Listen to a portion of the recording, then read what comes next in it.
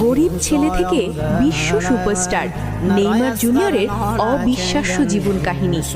আসসালামু আলাইকুম বন্ধুরা, আজ আমরা জানব এমন একজন ফুটবল জাদুকরের গল্প যিনি গরিব ঘর থেকে উঠে আজ বিশ্বের অন্যতম দামি খেলোয়াড়।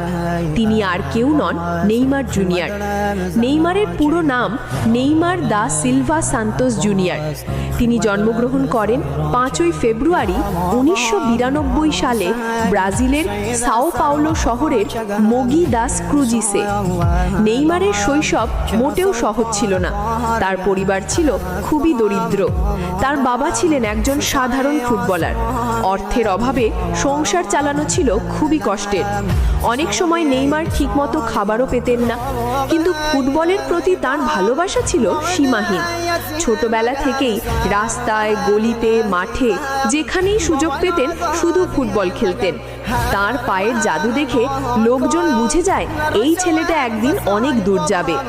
মাত্র 11 বছর বয়সে তিনি ভর্তি হন সান্তোস ফুটবল একাডেমিতে। সেখানে তার প্রতিভা আরও উজ্জ্বল হয়ে ওঠে। 2009 সালে খুব অল্প বয়সেই তিনি সান্তোস ক্লাবে পেশাদার ফুটবল কেরিয়ার শুরু করেন। একটার পর একটা দুর্দান্ত গোল, একটার পর একটা অসাধারণ ড্রিবলিং। নেইমার দ্রুত হয়ে ওঠেন ব্রাজিলের সবচেয়ে আলোচিত তরুণ তারকা। এরপর আসে 2013 সাল। এই বছরেই তিনি যোগ দেন বিশ্বের অন্যতম সেরা ক্লাব এফসি বার্সেলোনায়। বার্সেলোনায় তিনি খেলেন লিওনেল মেসি আর লুইস সুয়ারেজের সঙ্গে। এই তিনজন মিলে গড়ে তোলেন ফুটবল ইতিহাসের বিখ্যাত এমএসএন ত্রয়ী। তাদের হাত ধরে বার্সেলোনা জেতে চ্যাম্পিয়ন্স লিগ, লা লিগা সহ বহু শিরোপা। এরপর 2017 সালে ঘটে ইতিহাস। নেইমার পাড়ি জমান ফরাসি ক্লাব প্যারিস সেন্ট জার্মেন বা পিএসজিতে।